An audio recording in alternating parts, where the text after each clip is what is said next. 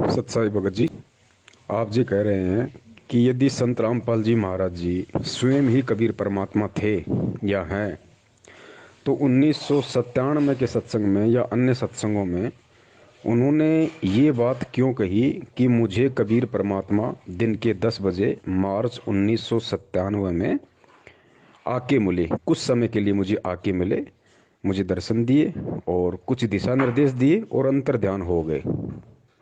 अगर गुरुजी स्वयं ही कबीर परमेश्वर थे या हैं, तो फिर उन्हें कौन सा भगवान मिल गया और दूसरा कौन सा कबीर परमेश्वर आके उनको दर्शन दे गया? ये बात आप कह रहे हैं कि मुझे समझ में नहीं आई। भगत जी, यही सब बातें समझाने के लिए परमात्मा ने बार बार ये प्रार्थना की है सत्संगों के माध्यम से कि भाई सत्संग सुनते समय परमात्मा से प्रार्थना करनी चाहिए, एकाग्रचित होकर सत्संग सुनना चाहिए और सत्संग सुनने के बाद में अपने गुरुदेव के द्वारा सत्संगों में जो वचन कहे गए हैं उनके ऊपर चिंतन करना चाहिए। जब तक हम सुने गए सत्संगों पे चिंतन नहीं करेंगे तब तक हम उस सत्संगों के मर्म को, उनके रहस्यों को, उन संकेतों को हम समझ नहीं पाएंगे।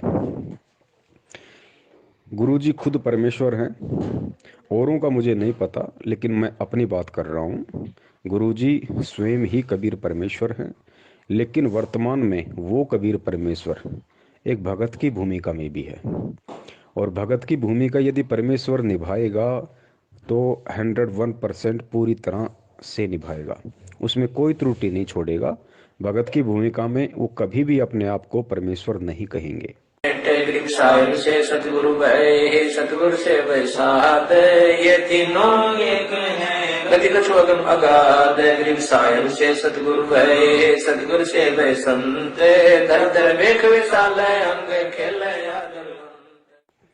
तो 1997 में गुरुजी के द्वारा अपने आप को ये कहना कि मुझे कबीर परमेश्वर मिले, आप कह रहे हैं इसमें कितनी सच्चाई है? भगत जी, इसमें -0% भी सच्चाई नहीं है और ये बहुत बड़ा सच भी है। दोनों बात कैसे? भगत की भूमिका में तो परमेश्वर ने अपने आप को अलग रखते हुए कह दिया कि 1997 में मुझे कबीर परमात्मा मिले। भगत जी, अगर वो परमात्मा अंतर्यामी मालिक अगर ये बात ना कहे कि 1997 में मुझे कबीर परमात्मा आके मिले, दर्शन दिए, दिशा निर्देश दिए और अंतर ध्यान हो गए, तो आप खुद विचार कीजिए भगत जी। सत्सेवकों को छोड़कर, और सत्सेवकों में भी कुछ ही सत्सेवक हैं जो अपनी अंतरात्मा से, अपने हृदय से गुरु जी को कबीर परमात्मा मानते हैं। बाकी ठीक है, साध संगति शुरू हुई है, धीरे धीरे उसका रंग चढ़ेगा। आज अगर धीरे धीरे मानने लगे हैं तो कल को हृदय से स्वीकार भी करेंगे।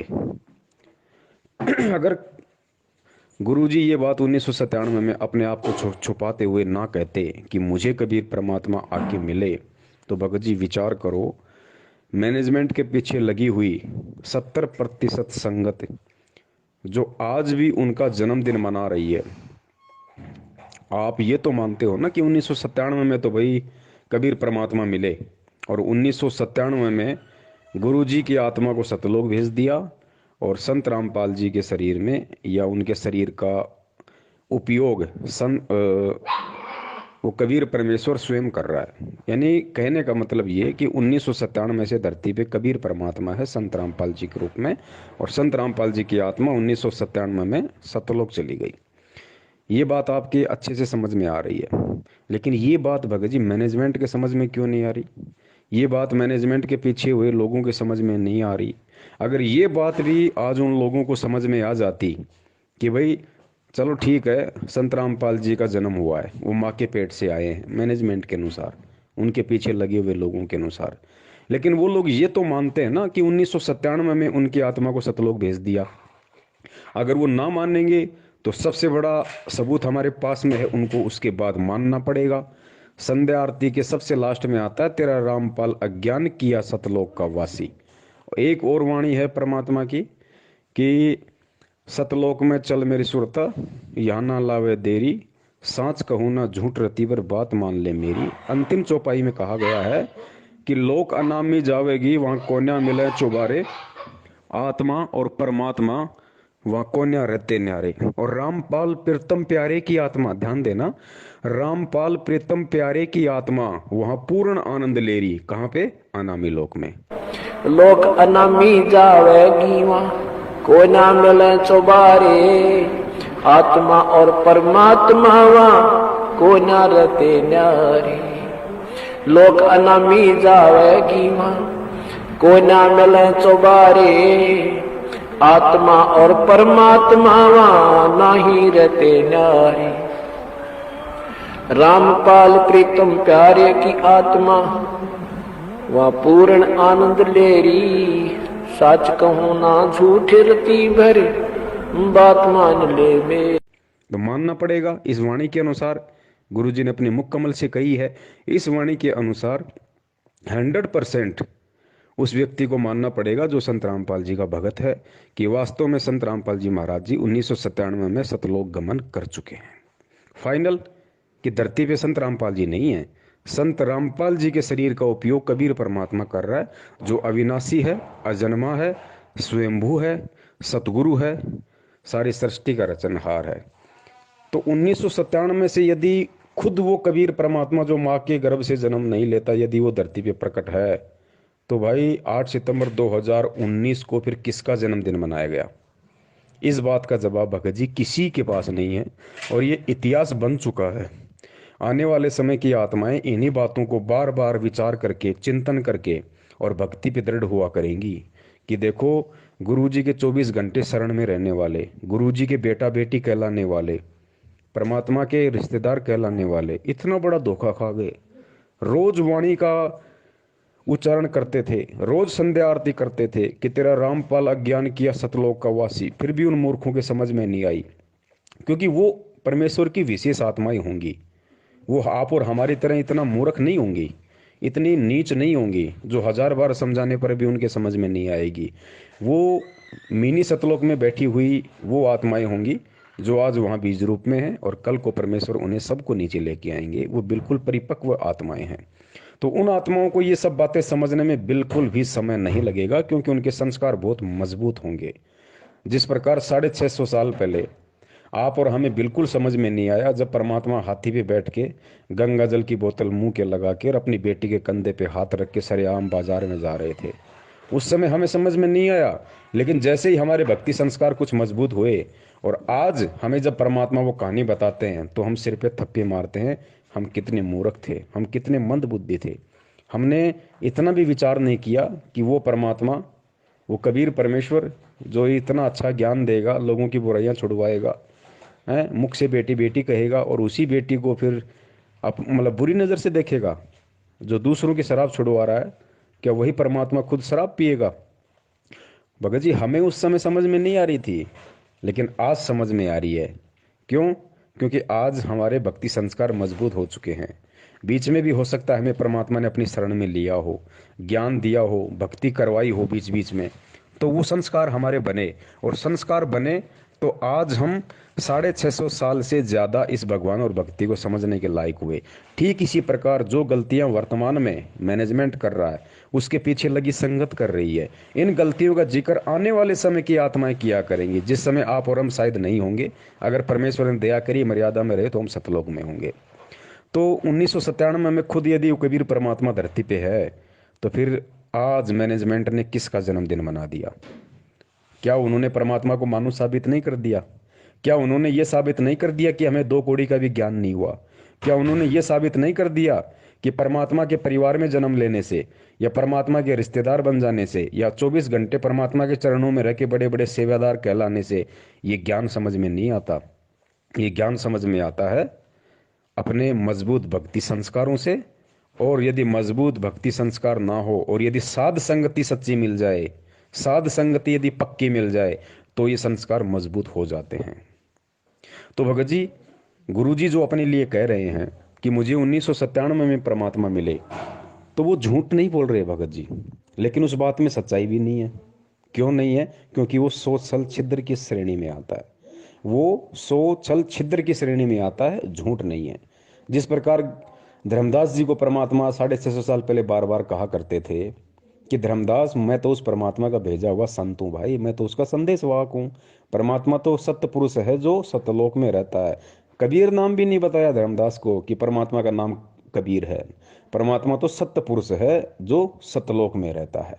अगर ये कह देते कि परमात्मा का नाम तो कबीर है, तो कबीर रूप में तो परमात्मा खुद आए हुए थे कबीर नाम से, तो धर्मदास वैसे स्वीकार नहीं करता कि मुंह पे बोल रहा है, मेरे सामने खड़ा है, मेरे जैसे आडमास का है, और कहता है परमात्मा की देह नहीं होती, वो तेज पुंज का शरीर है, वो विदेह है, और खुद अपना नाम कबीर, और कह रहा है परमात्मा का नाम कबीर। धर्मदास जिंदगी में स्वीकार नहीं करता। विधेय इसलिए कहा इसको कि जैसे परमात्मा का भी शरीर था और धर्मदास का भी शरीर था, लेकिन परमात्मा विधेयी कहा करते, विलक्षण देही थी उनकी, साकार हैं, थे भी हैं भी, उस समय प्रकट थे, अब भी है। और इसी प्रकार इस मंत्र को विधेय मंत्र का।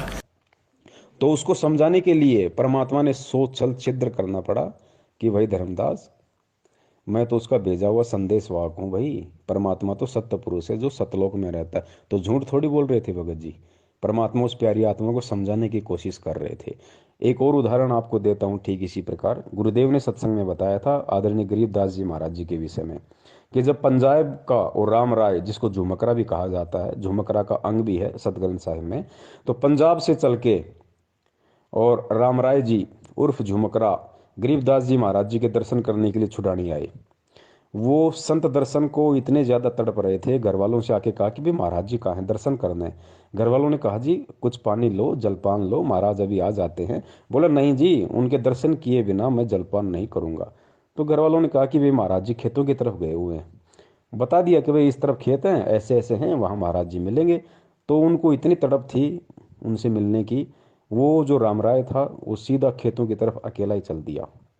परमात्मा जानी जान थे, अंतर्यामी थे। अब उधर से आदरणीय गरीबदास जी महाराज जी चलते हुए आ रहे थे। अब झुमकरान ने तो साधु की जो पहचान थी अपने मन में, वो उस तरह की बैठा रखी थी कि भाई या तो बहुत बड़ी दाढ़ी वाला होगा, या बहुत बड़ी जटा होगी, भगवा वस्त्र होगा, या गले में 15-20 रुद्राक्ष की माला होंगी। उस हिसाब से वो परमात्मा का जो रूप था अपने मन में बसाए हुए था। तो परमेश्वर अंतर्यामी थे, उनको पता था कि ये मुझसे पूछेगा, और पूछते अगर मैंने कह दिया भाई मैं ही गरीबदास हूँ, तो भाई मैं तो बिल्कुल सीधा साधा, जैसे जाट हरियाणा में रहता है उस हिसाब से भाई धोती कुर्ता था बिल्कुल, ना कोई दाढ़ी, ना कोई किसी प्रकार की मूछ, ना कोई और कोई फालतू की कोई माला जनेऊ।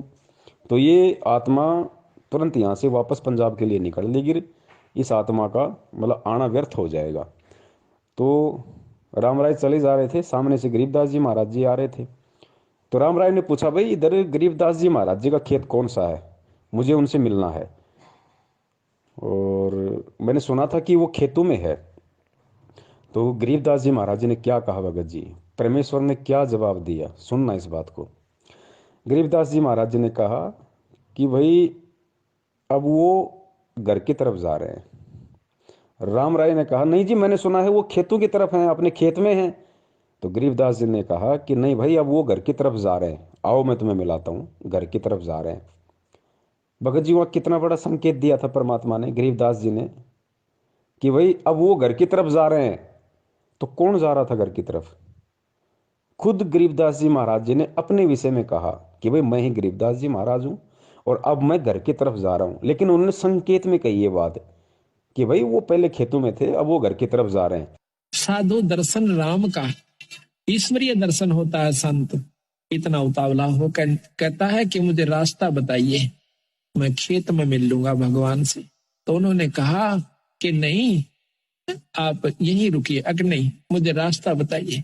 तो उन्होंने रास्ता बता दिया कि इस प्रकार पश्चिम में, ये दक्षिण की तरफ आप जाइए, रास्ता खेतों में जाने का, और वहां से आप रास्ते में एक रहट मिलेगा, रहट के पास एक झोपड़ी है, उसमें महाराज मिलेंगे।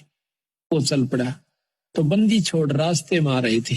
गरीबदास महाराज की वेशभूषा के थी कि धोती और कुर्ता, जैसा आम हरियाणे की वेशभूषा है व्यक्ति पहनते हैं, उस भाव में था, आ रहे थे।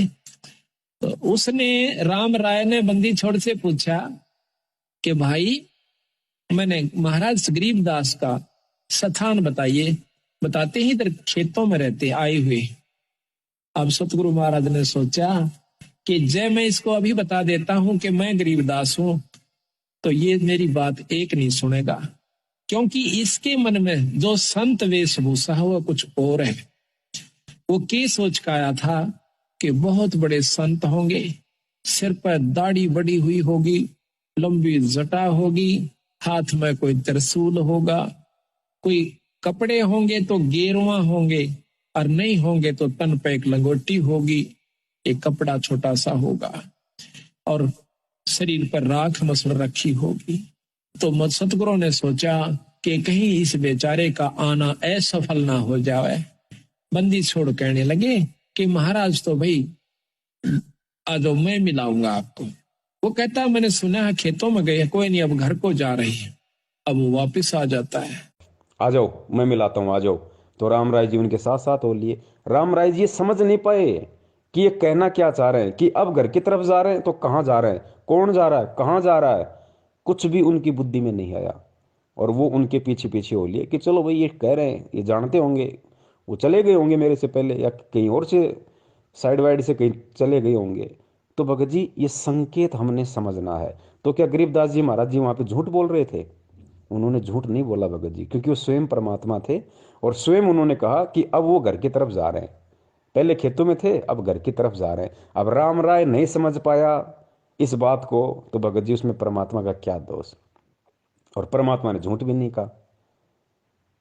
तो भगत जी इसी प्रकार सन 1997 में परमात्मा ने उन आत्माओं के अंदर भक्ति की एक अलग जगाने के लिए, भगवान पे विश्वास बनाए रखने के लिए, कि मालिक को पता था कि सत्सेवकों को छोड़ के, जो मेरे ज्ञान आधारी बच्चे हैं उनको छोड़ के बाकी जो संगत है वो काल प्रेरित होगी और मैनेजमेंट खुद उनका संचालन करेगा।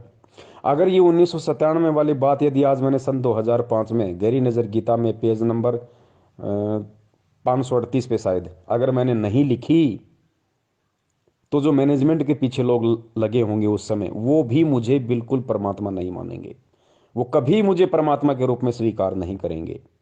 कम से कम वो 1997 वाली उस घटना को पढ़ के थोड़ा बहुत तो यकीन कर लेंगे कि भाई हाँ, संत रामपाल जी तो भगवान नहीं थे, वो तो 1997 में सतलोक चले गए, 1997 के बाद उनके रूप में कबीर परमात्मा है। तो गुरुजी ने सोचा चलो किसी ने किसी बात को आधार बना के तो ये कम से कम मुझे परमात्मा माने, मुझे परमात्मा के रूप में स्वीकार करें, ताकि मैं इन पे दया दृष्टि रखूं, ये भक्ति से जुड़े रहें और जुड़े रहेंगे। इतना मान के भी कि 1997 में संत रामपाल जी चले गए और आज उनके रूप में कबीर भगवान धरती पे है, अगर इतना भी मान लेंगे ये, तो फिर भी और मेरे पीछे लगे रहेंगे, तो धीरे धीरे धीरे धीरे इनके संस्कारों को मजबूत करूंगा। तरीका कोई भी अपनाऊंगा, स्वयं प्रेरणा करूंगा या सत्सेवकों के माध्यम से, साध संगति के माध्यम से संदेशा पहुंचाऊंगा, कुछ भी करूंगा। ये परमेश्वर की भगत जी सोच छल छिद्र होते हैं। और दास ने पहले ही बताया था, अगर 1951 में यदि संत रामपाल जी महाराज जी परमात्मा नहीं होते, पहली बात तो ये कि परमात्मा कोई आगे जाके परमात्मा नहीं बनता भगत जी। परमात्मा अजन्मा होता है, परमात्मा आदि अंत एक समान होता है। अगर किसी को लगता है कि 1997 में ही संत रामपाल जी के रूप में धरती पे कबीर परमात्मा प्रकट है, तो ये उनकी बहुत बड़ी गलतफहमी है, क्योंकि परमात्मा परमात्मा होता है और वो परमेश्वर 8 सितंबर 1951 से ही कबीर परमात्मा है। अगर वो 8 सितंबर 1951 से ही कबीर परमात्मा नहीं होते, तो भैया 8 सितंबर 1971 को जय गुरुदेव के पंथ संचालक श्री तुलसीदास जी ने जो भविष्यवाणी की थी, कब की थी? 1971 में, कि आज वो महापुरुष जो विश्व पटल पे भारत के मानचित्र को बदल के रख देगा, जिसका एक झंडा होगी, जिसकी एक भाषा होगी, आज वो महापुरुष पूरे 20 वर्ष का हो चुका है। तो भाई यदि संत रामपाल जी महाराज जी का 1951 में जन्म हुआ था, माँ के पेट से आए थे, आप और हमारे जैसे सामान्य व्यक्ति थे, भगत थे, तो जय गुरुदेव ने किसको महापुरुष कहा? 1971 में ही जय गुरुदेव ने किसको महापुरुष कह दिया कि वो महापुरुष आज पूरे 20 वर्ष का हो चुका है? भगत जी इस बात पे विचार करो। और अगर गुरुजी वो महापुरुष ना होते, तो जय गुरुदेव की भविष्यवाणी का गुरुजी कभी भी समर्थन नहीं करते। गुरुजी केवल सत्य का समर्थन करते हैं, चाहे किसी की भविष्यवाणी क्यों ना हो। दूसरा पॉइंट, गुरुदेव ने कहा कि एक समय में पृथ्वी पे केवल एक ही संत होता है, इसलिए हमने उन नकली सतगुरुओं से बात नहीं बनेगी, एक समय में एक ही सतगुरु होता है। जैसे परमात्मा जब आए थे उन्होंने किसी को भी नाम देने का आदेश नहीं दिया था और स्वयं ही उपदेश दिया करते थे। 64 लाख शिष्य उनके हो गए थे, उन सब के स्वयं ही गुरु थे, स्वयं ही सतगुरु थे। और एक समय में एक ही संत होता पूरी पृथ्वी पे उस परमेश्वर का। वैसे तो ये अन्य उपासना बताने वालों की तो गिनती ही नहीं है। एक समय में पृथ्वी पे केवल एक ही संत होता है, दूसरा संत नहीं होता।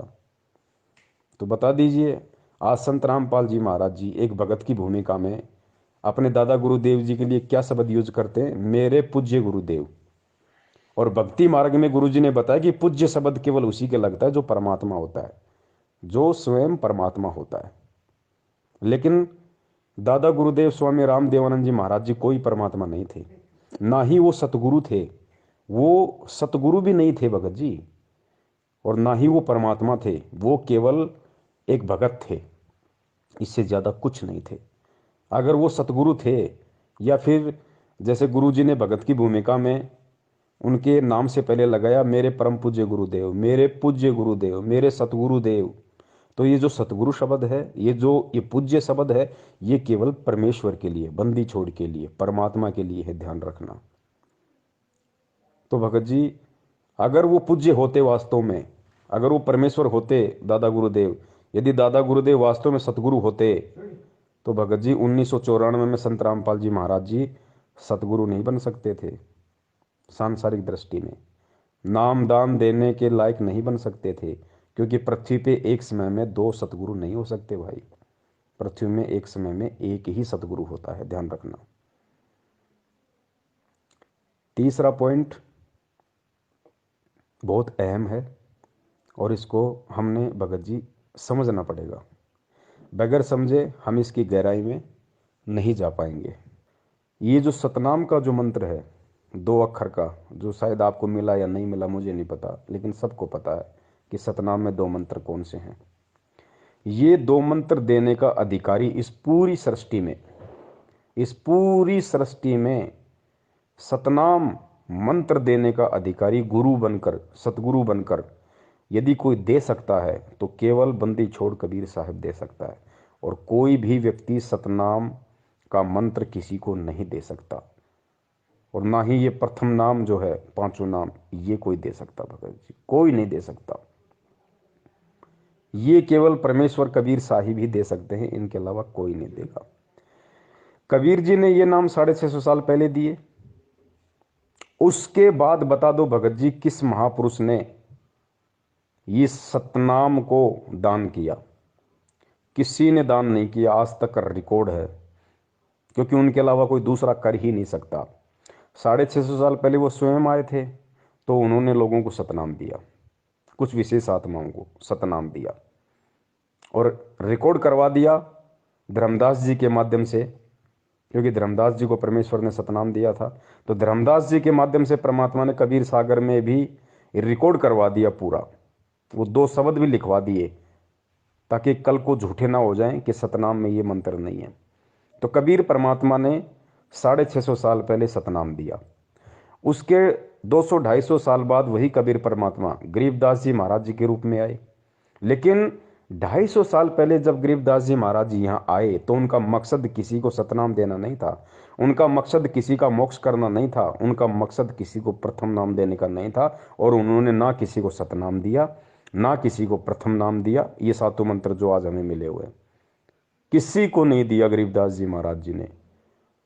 जितने भी उनके शिष्य बने, जितने भी उनके भगत बने, सबको उन्होंने भिन्न भिन्न नाम दिए। किसी को हरे राम, किसी को ओम नमो भागवते वासुदेवाय, किसी को ओम नमः शिवाय, क्योंकि उनका मकसद उस समय किसी का मोक्ष करना नहीं था। गरीबदास जी महाराज जी के रूप में कबीर परमात्मा जब आए थे, उनका केवल एक टारगेट था, और परमात्मा जिस विशेष काम के लिए आते केवल उसी को पूरा करके जाते हैं। तो 300 साल पहले गरीबदास जी महाराज जी का इस पृथ्वी लोक पे आना और एक लीला करना, उनका जो मकसद था वो ये था कि कबीर सागर में जो त्रुटियां काल प्रेरणा से लोगों ने कर दी थी, जो गड़बड़ कर दी थी, उसको सुधार करना, और ग्रंथ साहिब के रूप में एक नया ग्रंथ लिपिबद्ध करना आप और हमारे लिए, इस समय के लिए। तो परमात्मा उस समय केवल उसी काम के लिए आए थे। और वो काम उन्होंने पूरा किया और हो गए। लेकिन उन्होंने किसी को सतनाम नहीं दिया। वो 2 मंत्र किसी को दान नहीं दिए उन्होंने, ना अपने बच्चों को दिए ना किसी और को दिए। केवल अपने ग्रंथ साहिब में उन मंत्रों को लिख के चले गए, ताकि आज हमारे को विश्वास हो कि वास्तव में यही सतनाम है जो आज हमें संत रामपाल जी महाराज जी दे रहे हैं। वरना हम यकीन ही नहीं कर पाते कि यही सतनाम होगा। हम 650 साल पहले की तरह भ्रमित हो जाते। कलयुग की पिछली पीढ़ी में 12वां पंथ ये काल के जो कबीर पंथ में होंगे ना, गरीबदास का होगा। और तब तक मैं जो अब ये वाणी लिखवा रहा हूं ज्ञान, इसमें भी ये अपनी सोच अनुसार परिवर्तन करेंगे, कुछ इसका प्रारूप बिगाड़ेंगे। काल बिगड़ुआ होगा क्योंकि इसने सूक्ष्म वेद का नाश कर दिया था। और फिर गरीबदास नाम से 12वां पंथा होगा, ये मेरे नाम से। उसमें मेरी महिमा की वाणी को मैं पुनर् यथार्थ रूप में प्रकट करवाऊंगा। और वो वाणी इतनी प्रसिद्ध नहीं होएगी, लोग उसको छेड़छाड़ नहीं करेंगे।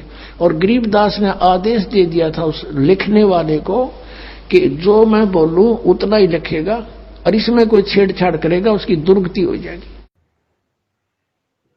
तो भगत जी गरीबदास जी महाराज जी ने भी किसी को सतनाम नहीं दिया, वो 2 मंत्र नहीं दिए।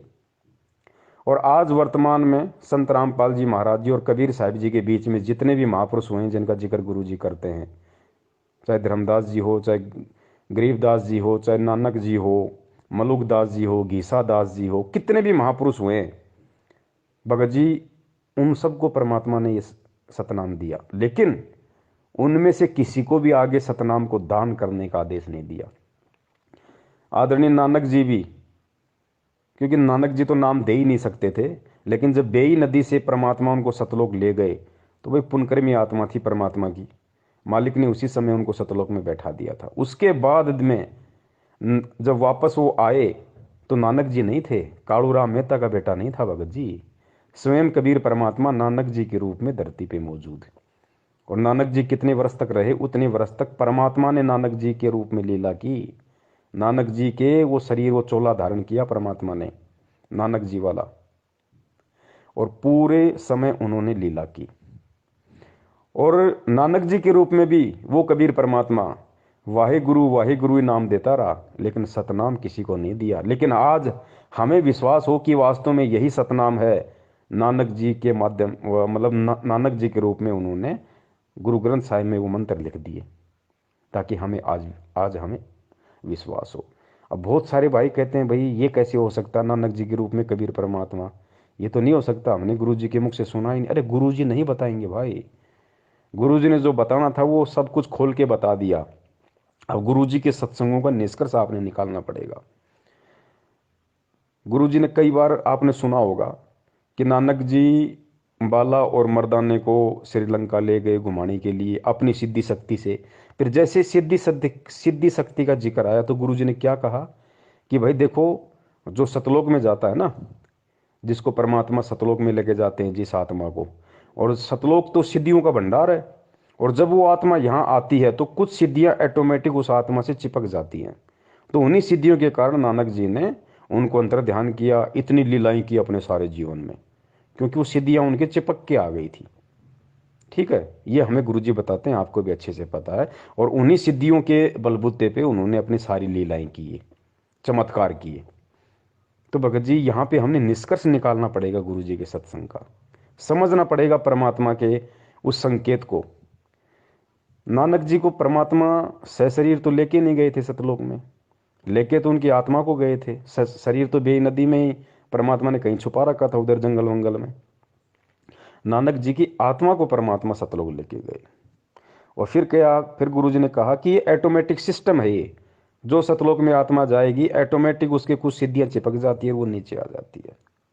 ठीक है जी, अगर हम इस बात को सत्य माने, ये सोशल छिद्र है परमात्मा का, झूठ नहीं कहा परमेश्वर ने, ये सोशल छिद्र है। अगर हम ये मान के चलें कि वास्तव में नानक जी की आत्मा के वहां से सिद्धियां चिपक के आ गई ऑटोमेटिक, और उन सिद्धियों का प्रयोग नानक जी ने किया, तो भाई मुझे एक बात बताइए, आज हजारों भक्तों के ऐसे ऐसे इंटरव्यू है जो ये कहते हैं कि भाई मेरी आत्मा को गुरुजी सतलोक ले गए, मुझे सारे ब्रह्मांड दिखाए। बहुत सारे तो ऐसे कहते हैं मुझे गुरुजी ने सतलोक में आम खिलाया, मुझे केला खिलाया, हैं, मैं ऐसे गया, मैं ऐसे पहाड़ों में घूमा, पहाड़ों के अंदर से गया, मैं सोचा मरूंगा, लेकिन मैं तो पहाड़ के अंदर से निकल गया। तो आज गुरुजी और हाँ, आज हम जिन जिन भक्तों का इंटरव्यू सुनते हैं जो सतलोक के दर्शन करके आए हैं, तो गुरुजी सशरीर तो उनको भी नहीं लेके गए, उस भगत की आत्मा को ही लेके गए ना। सशरीर तो गुरुजी लेके नहीं जाएंगे, नानक जी की भी आत्मा लेके गए। और आज हमारे जो सैकड़ों भगत भाई हैं जो कहते हैं कि मैं सतलोक देख के आ गया, मुझे गुरुजी ले गए, उनकी भी आत्मा को ही लेके गए। तो भाई एक बात बताइए मुझे, आज जो हजारों भगत ये दावा करते हैं कि मुझे गुरुजी सतलोक दिखा के लाए हैं, और यदि वहां का ऐसा कोई ऑटोमेटिक सिस्टम है कि आत्मा जब वहां जाती है तो उसकी सिद्धियां चिपक जाती हैं, तो हमारे वालों के क्यों नहीं चिपकी? ये जो हजारों भगत जो इंटरव्यू देते हैं, इनके एक भी सिद्धि क्यों नहीं चिपकी? ये अपनी आत्मा के कोई तेल लगा के गए थे क्या जो वहीं पे वो फिसल गई? इनके क्यों नहीं चिपकी भाई वो सिद्धियां? और मान लो अगर भगत की सिद्धियां चिपक भी गई, तो इस भक्ति का विधान है वो सिद्धियों का यूज नहीं कर सकता। सिद्ध महल में सिद्ध चौबीसा, हंस भी छोड़े विश्व बीसा। ये गुरु जी की वाणी है, बार बार परमात्मा बताते हैं कि इस भक्ति के करने से तुम्हारे अंदर 24 सिद्धि आ जाएंगी, लेकिन भगत ने उसका प्रयोग नहीं करना। सिद्ध महल में सिद्ध चौबीसा, हंस भी छोड़े विश्व बीसा। जो हंस होगा, भगत होगा, वो 24 की 24 को भी छोड़ देगा, फेल कर देगा साइड में, नहीं सिद्धियां नहीं मुझे यूज करनी। तो भगत जी हमने यहाँ समझना पड़ेगा, अगर नानक जी की आत्मा की सिद्धि चिपक के आ गई थी, तो आज हमारे वालों की चिपक के क्यों नहीं आ रही? तो इससे जाहिर है कि कबीर परमात्मा स्वयं नानक जी के रूप में थे। और आत्मा अगर इतने चमत्कार करेगी, तो परमात्मा आज हमारे को ये नियम नहीं बता सकते कि बच्चों तुमने सिद्धि का प्रयोग नहीं करना, वरना उंगली उठ जाएगी भक्ति में कि फिर नानक जी ने क्यों किए। नानक जी भी तो भगत थे, कोई भगवान थोड़ी थे। फिर नानक जी भी तो यही भक्ति कर रहे थे, यही मंत्र जाप कर रहे थे, यही भगवान मिला था, फिर नानक जी ने सिद्धियों का प्रयोग क्यों किया? भगत जी आज बहुत बड़ा सवाल खड़ा हो जाता भगत समाज के सामने। गुरु जी दोगले साबित हो जाते, लेकिन भाई वो स्वयं कबीर परमात्मा नानक जी के रूप में सारा खेल खेल रहे थे। इस बात को जगत थोड़ी समझेगा, इस बात को हम भक्तों ने समझना पड़ेगा, क्योंकि आज परमात्मा हमें यही सब कुछ समझाने के लिए आए। तो भगत जी इसलिए दास निवेदन करता है, जिस प्रकार अब बताओ उस समय 500 साल पहले जब परमात्मा के समकालीन थे नानक जी, उस समय किसने यकीन किया कि नानक जी, बताओ स्वयं वो परमात्मा है? किसी ने यकीन नहीं किया भगत जी, क्योंकि वो उसी तरीके से अपना खेल खेल रहे थे, उसी तरीके से अपनी लीला कर रहे थे परमात्मा। क्योंकि कुछ सिद्धियां नानक जी के अंदर पहले से भी थी, कुछ पूर्व भक्ति की उसके ऐसे संस्कार थे जिस वजह से वो बेई नदी में वो उन्होंने डुबकी मारी, क्योंकि वो मछली बन जाना जानते थे, वो मछली बनना जानते थे। इसलिए उन्होंने कहा था कबीर जी को कि मैं तब विश्वास करूंगा जब मैं डुबकी लगाऊंगा और आप मेरे को पकड़ के दिखा देना। तो नानक जी में परमात्मा के मिलने से पहले भी सिद्धियां थी, लेकिन परमात्मा से मिलने के बाद, परमात्मा से दीक्षा लेने के बाद, चाहे सिद्धियां हो या ना हो, भगत सिद्धियों का प्रयोग नहीं कर सकता। तो नानक जी को परमेश्वर ने सतलोक भेज दिया था, उसके बाद खुद उनके शरीर में थे भगत जी। अब ये समय भगत जी, अब आप सोचिए बड़े भाई, जब स्वयं कबीर परमात्मा ने 650 साल पहले मंत्र दिए और आज खुद वो परमात्मा मंत्र दे रहा है सतनाम का, तो भगत जी परमात्मा ने जब आज से पहले, और ये चारों युगों का इतिहास उठा के देख लो भगत जी, परमात्मा ने स्वयं ही, चाहे वो किसी संत के रूप में आए हो या चाहे स्वयं आए हो भगत जी, परमात्मा ने स्वयं ही ये मंत्र लोगों को दान किए हैं। दूसरा कोई मंत्र दान नहीं कर सकता, कोई नहीं कर सकता। जैसे परमात्मा जब आए थे, उन्होंने किसी को भी नाम देने का आदेश नहीं दिया था और स्वयं ही उपदेश दिया करते थे। 64 लाख शिष्य उनके हो गए थे, उन सब के स्वयं ही गुरु थे, स्वयं ही सतगुरु थे। और एक समय में एक ही संत होता पूरी पृथ्वी पे उस परमेश्वर का। वैसे तो ये अन्य उपासना बताने वालों की तो गिनती ही नहीं है। अब कोई कहेगा भाई मीराबाई को कैसे रविदास जी से मंत्र दान करवा दिए, तो इस बात को भी हमने गुरु जी के ज्ञान को आधार बना के समझना पड़ेगा। मीराबाई को रविदास जी ने नाम दीक्षा नहीं दी थी। आपने गुरु जी के मुख से भी सुना होगा कि भाई मीराबाई से नाम लिया। कबीर जी ने कहा कि जा भाई रविदास जी से नाम ले ले, तो मीराबाई जाके रविदास जी से नाम ले आई। लेकिन यहाँ गुरु जी जो बात हमें समझाना चाह रहे हैं पुण्यात्माओं, परमात्मा एक सांसारिक दृष्टि से सत्संग करेंगे, वरना दुनिया विरोध खड़ा कर देगी। क्योंकि रविदास जी की हिस्ट्री में लिख दिया गया कि मीरा को नाम रविदास जी ने दिया, और हकीकत भी है, क्योंकि मीरा ने रविदास जी से नाम लिया था। लेकिन जिस समय मीरा ने रविदास से नाम लिया था उस समय रविदास के रूप में कौन बैठा था? वो कबीर परमात्मा बैठा था, क्योंकि मीरा को सतनाम मिला था भाई। मीरा को प्रथम नाम ओरिजिनल मिला था, जो आप और हमारे को मिला है। भले ही आगे पीछे के 2 मंत्र ना मिले हों प्रथम नाम के, लेकिन बीच के 5 नाम और सतनाम मीरा को मिले थे। तो ये कौन दे सकता है ये नाम? ये रविदास नहीं दे सकता था, वो भगत था। कबीर परमात्मा ने वो नाम दिए भाई, कबीर परमात्मा ने। रविदास जी को तो मालूम भी नहीं मैंने कब मीरा को नाम दे दिया, कब क्या लीला हो गई। ठीक इसी प्रकार जिस प्रकार पांडवों का यज्ञ सफल करने के लिए परमात्मा ने अपने भगत सुपथ सुदर्शन में प्रेरणा करके और 15 दिन के टूर पे भेज दिया, और स्वयं झोपड़ी में सुपथ सुदर्शन जी का रूप बना के परमात्मा बैठ गया और जाके पांडवों की यज्ञ सफल कर दी। और सुपथ सुदर्शन को आजीवन नहीं पता चला कि मेरे रूप में परमात्मा पांडवों का यज्ञ सफल करके आ गए। अब दुनिया क्या समझ रही है कि सुपथ सुदर्शन ने, उस वाल्मीकि ने, उस भगत ने पांडवों का यज्ञ सफल किया, पांडवों का यज्ञ बजाया। लेकिन सत्संग क्या कह रहे हैं, तत्व ज्ञान क्या कह रहा है, ज्ञान आधार क्या कह रहा है कि सुपथ सुदर्शन नाम के उस भगत ने नहीं, उसके रूप में स्वयं कबीर परमात्मा ने पांडवों का यज्ञ बजाया। तो ठीक इसी प्रकार मीरा को नाम दीक्षा स्वयं कबीर परमात्मा ने रविदास जी का रूप बना के दी थी। वो जो जितनी भी लीलाएं की परमेश्वर ने, घटोती में गंगा भी जो निकली थी कि ये ले जा भाई, ये गंगा माई में डाल देना मेरे नाम का, वो भी उस समय कबीर परमात्मा ही ने ही रविदास जी का रूप बना के उस पंडित को दिया था। वो 700 ब्राह्मणों का जो जनेऊ परमात्मा ने रविदास जी के रूप में तोड़ा, वो रविदास ने नहीं तोड़ा, स्वयं कबीर परमेश्वर ने। उनको तो पता भी नहीं परमात्मा कब क्या खेल खेल रहा है, वो तो अपना नॉर्मल सा जीवन जी रहा था। तो भगत जी हमने इन बातों को समझना पड़ेगा। जब उन रूपों में भी कबीर परमात्मा ने ही नाम दिया, तो भगत जी सन 1994 से ये सतनाम और प्रथम नाम का दान इस धरती पे कौन कर रहा है? 1994 से कौन कर रहा है? अगर आपको लगता है कि 1997 में संत रामपाल जी सतलोक चले गए और 1997 से कबीर परमात्मा धरती पे है, तो फिर 1994 में भगत जी सतनाम किसने दिया लोगों को? प्रथम नाम किसने दिया लोगों को, जो नाम कबीर जी के अलावा कोई दे ही नहीं सकता? जैसे परमात्मा जब आए थे उन्होंने किसी को भी नाम देने का आदेश नहीं दिया था और स्वयं ही उपदेश दिया करते थे। 64 लाख शिष्य उनके हो गए थे, उन सब के स्वयं ही गुरु थे, स्वयं ही सतगुरु थे। भगत जी इन सब बातें ये सांकेतिक हैं। भगत जी अगर सभी व्यक्ति, सभी आत्माएं गुरु से नाम लेके सभी भगत अगर इस गहरे संकेत को यदि समझ जाएं, यही तत्व ज्ञान है। गुरु जी ने क्या बताया बच्चों? तत्व ज्ञान क्या होता है? जिसका कोई निष्कर्ष निकले। जैसे दूध होता है, दूध को लाए, उसको गर्म किया, उसको जिमाया, जामन डाल के उसका दही बना, फिर उसको मथा, फिर उसमें छाछ अलग निकलेगी, फिर उसके अंदर घी निकलेगा, फिर उस घी को गर्म किया जाता है, फिर उसका मैल निकाला जाता है और फिर उस घी को किसी बोतल में बंद किया जाता है और फिर वो रत्न बराबर हो जाता है, वो 50 साल खराब नहीं होता। तो ऐसे भगत जी ये तत्व ज्ञान का निष्कर्ष आज गुरु जी के सत्संगों को आधार बना के, उनके ज्ञान को आधार बना के आज भगत जी हम भक्तों ने स्वयं करना पड़ेगा। आज परमात्मा जबरदस्ती नहीं करेगा भगत जी, परमात्मा जबरदस्ती नहीं समझाएगा। अब ये सार भगत जी हम भक्तों ने निकालना पड़ेगा। यही तत्व ज्ञान है, इसीलिए परमात्मा ने बिचली पीढ़ी का समय चुना और इसीलिए परमात्मा ने आज हमारे को अक्षर ज्ञान करवाया, ये शिक्षा दी, इसीलिए दिए भगत जी। आज भी परमात्मा चोटी पकड़ के खाना नहीं खिलाएगा, मालिक ने खाना सामने रख दिया, खाना हमने पड़ेगा कि क्या हमारे लिए उचित है, क्या हमारे लिए अनुचित है। अपने आत्माओं, दास का उद्देश्य ये केवल राम कथा सुनाना नहीं है, आपको विद्वान बनाना है ताकि आप मार ना खा जाओ, भविष्य में फिर काम ना बिगड़ जाए।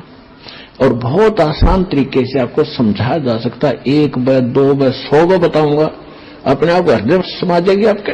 इस झूठ को आपने लाखों बार सुन लिया तो सच्ची होगी, सत्य को भी सैकड़ों बार सुनोगे अपने आप। सत्य तो है ही सत्य, या तो ऐसा जगह बना देगी फिर कोई टच से मस नहीं कर सकता।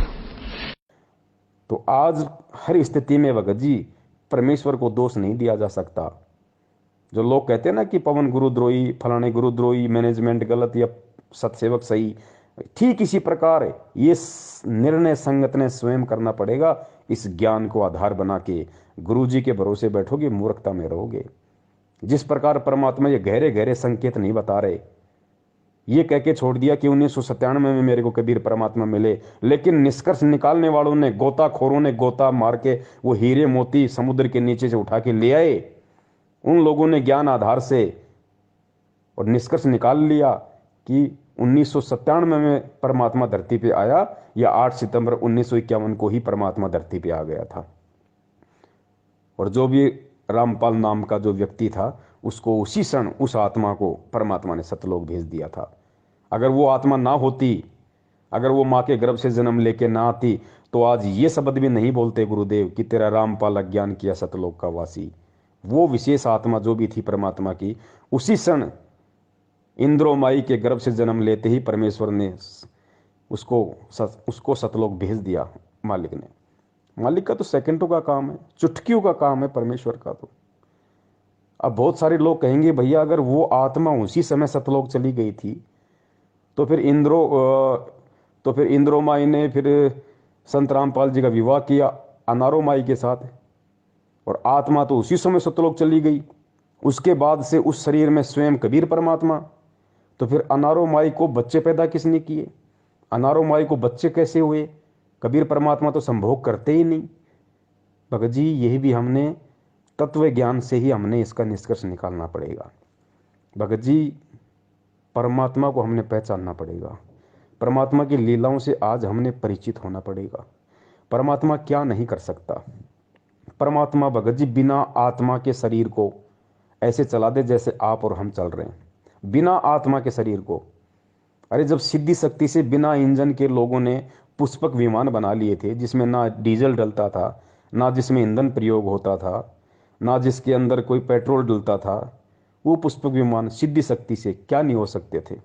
बिना माता पिता के सहयोग से जब सीता के लिए वाल्मीकि जी ने और एक घास के तिनके से कुश बना दिया, जो रामचंद्र जी का दूसरा बेटा कहलाया था कुश, बताओ उसको वहाँ पे कौन सा संभोग क्रिया की गई थी?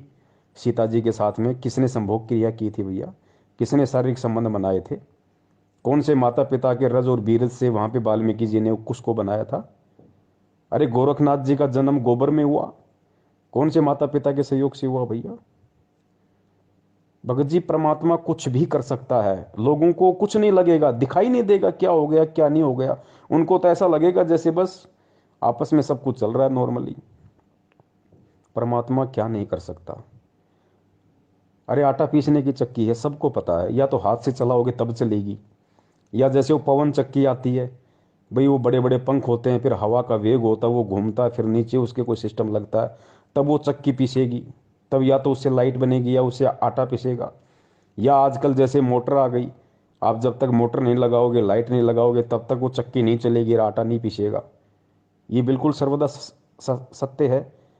लेकिन इब्राहिम सुल्तान ने जब 300 साधुओं को जेल में डाल दिया, और उस समय परमात्मा भी जेल में चले गए, और परमात्मा ने अपनी शक्ति से बस छड़ी को यूं घुमाया था, बस दूर खड़ा होके 300 चक्कियां अपने आप चलने लग गई, और वो सैनिक उसके अंदर गेहूं डाल रहे हैं, कणक डाल रहे हैं, आटा पिस रहा है। बताइए भाई साहब, कौन सी मोटर लग गई थी? कौन अपने हाथ से चक्की घुमा रहा था? कौन सा वहाँ पे टरबाइन लगा हुआ था जो पवन चक्कियाँ चल रही थी? उधर से परमात्मा वहाँ पहुँच गए जेल में, जहाँ उसके बच्चे 360 चक्की पीस रहे थे। अब वहाँ जा कर के उन पहरेदारों से कहा, पुलिस वालों से, कि भाई मेरी भी सजा कर दी तुम्हारे राजा ने। वो बोले तो अच्छा भला आदमी आप पे आ गया, कहाँ पे आ गया? मैं तो भाई राजा तो डर लग गया। बोला ठीक है बैठ अंदर।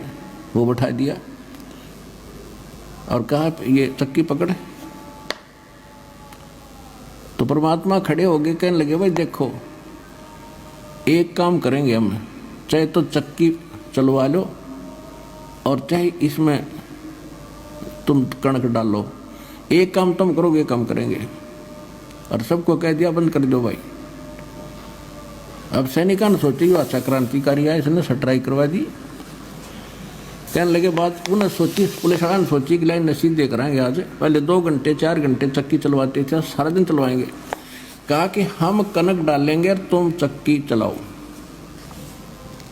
परमात्मा बोले ठीक है, पोजीशन पकड़ो, आप आओ सारे, तैयार हो जाओ, कणक ले गए। एक अच्छा हो गया तैयार। परमात्मा एक सोटी ले रहे थे, डंडी सी, अपनी चाकी के उस डंडे का लगा दी, चल बच्चा पीस देन काटा। तो वो सारी चक्की 360 की 360 कखा उठा दिया, जैसे बिजली वाली चाल लग रहे हैं। अब उन सभी से कहा कि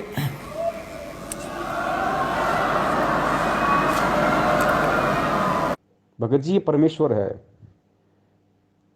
ये कुछ भी कर सकता है। असंभव शब्द इसकी डिक्शनरी में नहीं है। लोगों को तो ये लगा कि भाई रामपाल जी हैं ये, और अनारो माई के साथ इनके संपर्क, और माई भी बिल्कुल, माई को महसूस ही नहीं, माई सोच ही नहीं सकती, आज भी नहीं सोच सकती माई। और बिल्कुल माई ने जो महसूस किया होगा कि हाँ मेरे पति ने मेरे साथ ऐसे ऐसे शारीरिक संबंध बनाए, बिल्कुल जैसे आप और हम बनाते आए, ऐसा ही हुआ माई के साथ। लेकिन वो कबीर परमात्मा थोड़ी थे भाई। कबीर परमात्मा तो ऐसे ऐसे 1000 रामपाल रूप बना दे, लाखों रामपाल जी के रूप बना दे, ऐसे ऐसे माई को पता नहीं चले। एक माई के साथ है सदा से, एक अपना सारा खेल खेल रहा है, लोगों को केवल एक ही दिखाई देता है। जिस प्रकार सिकंदर लोदी के दरबार में जब परमात्मा को खूनी हाथी के सामने डाला गया तो परमात्मा ने सिंह रूप धारण कर लिया। तो पुण्यात्मा, उस समय पूरी दुनिया को तो वो कबीर दिखाई दे रहा है, और सिकंदर लोदी को वो सिंह रूप दिखाई दे रहा है। ओ सॉरी, उसको हाथी को और पीलवान को, हाथी को और पीलवान को तो परमात्मा सिंह रूप में दिखाई दे रहे हैं, शेर रूप में दिखाई दे रहे हैं। और पूरी दुनिया को और सिकंदर लोदी को परमात्मा कौन से रूप में दिखाई दे रहे हैं? कबीर रूप में। तो यही अनारो माई के साथ हुआ। एक रामपाल रूप तो बिल्कुल जैसे अनारो माई के साथ में, तो जरूरी थोड़ी है कि कबीर परमात्मा की कोई आत्मा थी उस शरीर में जो अनारो माई के साथ में रहे। पुण्यात्माओं, इन चीजों को हमने समझना पड़ेगा। परमात्मा एक ही समय में लाखों लीलाएं कर सकता है, लाखों खेल खेल सकता है परमात्मा। परमात्मा एक ही समय में आपके बाप की भूमिका भी कर देगा, आपकी बहन की भूमिका भी कर देगा, आपके बेटे की भूमिका भी कर देगा, और स्वयं आपकी भूमिका भी कर देगा। अब बताओ कौन पहचान ले उस परमात्मा को? सिकंदर लोदी को परमात्मा ने विराट रूप दिखाया दिल्ली के दरबार में, ऊपर तक देखा परमात्मा को और छोड़ नहीं, पैरों में गिर गया, गिड़गिड़ाने लगा, और दुनिया को वही 5-6 फुट का वो कबीर दिखाई दे रहा है। तो पुण्यात्मा, ये कबीर परमेश्वर है धरती पे, और ये भक्ति विश्वास की है। गुरुजी हर चीज को खोल के नहीं बताएंगे। अगर आज भी हर चीज को खोल के बताएंगे तो फिर हमारी बुद्धि कहाँ गई? फिर ये शिक्षा देने का क्या फायदा? ये 650 साल से परमात्मा डंडे मार मार के ज्ञान वाले आज फिर हमें यहाँ क्यों लेके आए? आज भी अगर हम लातों के भूत बनेंगे फिर इस शिक्षा का क्या फायदा? उन युगों युगों के भक्ति संस्कारों का क्या फायदा फिर? तो पुण्यात्माओं, इसीलिए परमात्मा ने सत्सेवकों को निमित्त बना के ये लाइव साध संगति, लाइव शंका समाधान का सिस्टम संगत में चलवाया है। और यकीन मानना, इसमें कोई पवन दास का श्रेय नहीं है, कोई पवन दास का योगदान नहीं है, पवन दास का -0% भी इसमें कोई रोल नहीं है। सिर्फ दास एक लाउड स्पीकर है, सारी प्रेरणा उस परमात्मा की है टोटली। वो क्या बुलवाएंगे क्या नहीं बुलवाएंगे, मैं क्या सोच के बैठता हूँ कि आज मैं क्या बोलूँगा, लेकिन मैं भूल जाता हूँ कि मैंने क्या कुछ सोचा भी था क्या, और परमात्मा क्या से क्या मैटर शुरू करवा देते हैं। लाइव शंका समाधान फेसबुक पे 5-5 घंटे, 4-4 घंटे। और पुण्यात्माओं, ये सतगुरु की शब्द शक्ति है। जो 4 घंटे आप लोग लगातार देख रहे हो और आपको लगता है कि 4 घंटे हो गए, हमें तो मालूम ही नहीं पड़ा, दास को भी नहीं लगता भाई 4 घंटे कैसे निकल गए। और 4 घंटे पुण्यात्माओं, आप गुरु जी के सत्संग सुन के देख लो, खुद उस कबीर परमात्मा के गुरु जी के मुख कमल से 4 घंटे मोबाइल पे आप सत्संग सुनो, आप 1 घंटे में 3 बार तो बाथरूम करने चले जाओगे। और आज उसी कबीर परमात्मा ने अपने बच्चे के शब्द में इतनी शक्ति दे दी कि 4-4 घंटे उसी परमात्मा के ज्ञान को आधार बना के फेसबुक पे लाइव चल रहा है, और कोई बाथरूम करने भी नहीं जाता। तो पुण्यात्मा, ये क्या है? ये विचार करो, खुद आपकी आंखों के सामने है, और कोई मेरे बाप का ज्ञान नहीं, कोई मेरे दादा का ज्ञान नहीं, कोई किसी दूसरे संत का ज्ञान नहीं, खुद गुरुजी के सत्संग, गुरुजी के सत्संगों को आधार, और 4-4 घंटे हम सभी भाई बहन बैठे रहते हैं, कोई बाथरूम भी नहीं जाता, और ये लगता है कि 4 घंटे हो गए, हमें मालूम ही नहीं पड़ा। तो ये खेल परमात्मा खेलता है समझाने के लिए, क्योंकि हम उस आए हुए परमात्मा को इतना महत्व नहीं दे पाते, लेकिन उसी परमात्मा के द्वारा कही गई बातों को यदि कोई तीसरा व्यक्ति बोल दे तो उस बात को लोग ज्यादा महत्व दे देते हैं। लेकिन परमात्मा चाहता है कि चाहिए कुछ भी महत्व दें, कुछ भी करें, ये मेरे ज्ञान पे टिके रहें, ये सच्चाई से जुड़े रहें, भगवान और भक्ति पे इनका विश्वास बना रहे पुण्यात्माओं। वरना ऐसी स्थिति में तो कोई भी कब का गुरु बन के बैठ जाता, लेकिन अब ऐसा संभव नहीं है। परमेश्वर ने अपनी आत्माओं के हृदय में तत्व ज्ञान रूपी बीज डाल रखा है। अगर मेरे जैसा कोई दुष्ट, कोई नालायक यदि ऐसी गंदी सोच भी सोच लेगा, उसी क्षण परमात्मा उठा के दूर कर देंगे। और सामने वाले जो बच्चे हैं परमात्मा के, जो संगत है, वो कदापि स्वीकार नहीं करेगी, बिल्कुल कदापि स्वीकार नहीं करेगी। कुछ मूर्ख होते हैं, उनकी कह नहीं सकते, जैसे कोई संजय के पीछे लग गया, कोई अपना और कहीं सेट हो गया। बाकी अब परमात्मा नकली संतों के, पंथों के चिमटे उखड़वाने आए हैं। नया चिमटा नहीं गड़ेगा किसी का, चाहे कोई कितना ही खुश हो ले अपना चिमटा गाड़ के, संजय जैसा या मैनेजमेंट जैसा, चिमटे इनके उखड़ेंगे अब। तो भाई परमेश्वर दया करें, धरती पे मालिक है। 8 सितंबर 1951 से धरती पे प्रकट है, विद्यमान है। खेल परमात्मा कोई भी खेल सकता है भगत जी, कुछ भी खेल खेल सकता है, समर्थ है। देखो कई लोग कहते हैं कि भाई गुरुजी माँ के गर्भ से नहीं आ सकते, गुरुजी जन्म नहीं ले सकते। अरे क्यों नहीं ले सकते भाई पुण्यात्मा, ये भी हमने समझना पड़ेगा। हालांकि आज परमात्मा माँ के गर्भ से जन्म लेके नहीं आया, लेकिन क्या वो आ नहीं सकता? 100 बार आ सकता है। वो समर्थ है, समर्थ उसी को कहते हैं जो क्या नहीं कर दे। लेकिन वो परमात्मा के जो गुण है, उन गुणों में लिखा हुआ कि परमात्मा कभी माँ के गर्भ से जन्म नहीं लेता, तो वो परमात्मा जन्म लेगा नहीं। बाकी कोई ये कहे कि ले नहीं सकता, वो गलत हो जाएगा। परमात्मा तो कुछ भी कर सकता है, लेकिन वो लेगा नहीं। अब आज हमें यकीन क्यों नहीं हो रहा? क्योंकि हमने हर बार यही सुना है कि परमात्मा तो सशरीर आते हैं, परमात्मा तो सशरीर जाते हैं। 650 साल पहले परमात्मा सशरीर आए थे। अरे भाई 650 साल पहले जब सशरीर आए थे, उस समय किसने विश्वास किया था? एक ने भी विश्वास किया हो तो बता दो। रामानंद जी को भी विश्वास नहीं हुआ, जिनको गुरुदेव ने, कबीर परमेश्वर ने अपना मुंह बोला गुरु बना रखा था। अगर उनको ये विश्वास हो जाता कि परमात्मा माँ के गर्भ से नहीं आया और परमात्मा प्रकट हुआ है पुण्यात्माओं, वो उसी समय पार हो जाता, आज तक धक्के नहीं खाता। लेकिन विश्वास नहीं हुआ, और 64 लाख में उसकी गिनती आती है, फेल हो गया। थोड़ा बहुत ज्ञान सर्वानंद ने स्वीकार किया था, वो भी गुरुजी कहते हैं फेल हो गया। अंत में वो भी ढीले और छोड़ गए परमात्मा को, वो भी फेल हो गए दोनों। अब उस समय परमात्मा सशरीर आए थे तो भाई वो एक अलग मैटर था। क्या मैटर था? परमात्मा हर बार सशरीर नहीं आते। सशरीर कौन सा? जिस प्रकार काशी में आए थे एक शिशु रूप बना के। हर बार परमात्मा वो लीला नहीं करते। वो लीला केवल परमात्मा ने हर युग में एक बार करनी पड़ती है, केवल एक बार। उसके बाद परमात्मा सशरीर प्रकट होते हैं, लेकिन शिशु रूप में प्रकट नहीं होते, फिर वो संत रूप में प्रकट होते हैं फिर। और वो लीला परमात्मा ने चारों युगों में सशरीर कमल के फूल पे बच्चे के रूप में प्रकट होना पड़ता है, केवल एक मकसद से, और कोई मकसद नहीं है। नहीं तो परमात्मा को कोई जरूरत नहीं है शिशु रूप धारण करके प्रकट होने की, कोई जरूरत नहीं है। सीधा परमात्मा संत रूप में कहीं भी प्रकट हो जाएगा, अपना ज्ञान देगा। लेकिन वो क्यों प्रकट होते हैं शिशु रूप में, और क्यों फिर हम मंद बुद्धि यही मान लेते हैं कि परमात्मा तो वही है जो शिशु रूप में प्रकट हो? ये भ्रम निवारण करने के लिए मालिक ने अपने सत्संगों में बताया। क्या बताया गुरुदेव ने? कि चारों युगों में केवल एक एक बार परमात्मा को शिशु रूप में किसी भी तालाब में विकसित कमल के फूल पे प्रकट होने की लीला इसलिए करनी पड़ती है क्योंकि परमात्मा के इस प्रकार से प्रकट होने की रचना वेदों में लिखी हुई है कि परमात्मा कमल के फूल पे शिशु रूप में प्रकट होता है।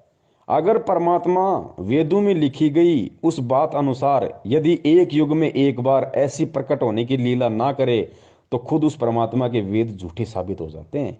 इसलिए अपने द्वारा वेदों में लिखी गई उन बातों को सत्य साबित करने के लिए परमात्मा ने शिशु रूप में प्रकट होना होता है, अन्यथा परमात्मा को कोई आवश्यकता नहीं बच्चे के रूप में कमल के फूल पे प्रकट होने की, कोई जरूरत नहीं उस परमात्मा को।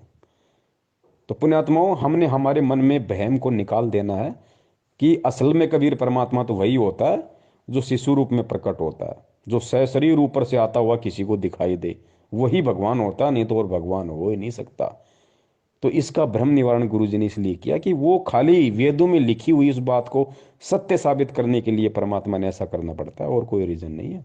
बाकी तो परमात्मा जब चाहे जैसे चाहे कहीं भी प्रकट हो जाता है।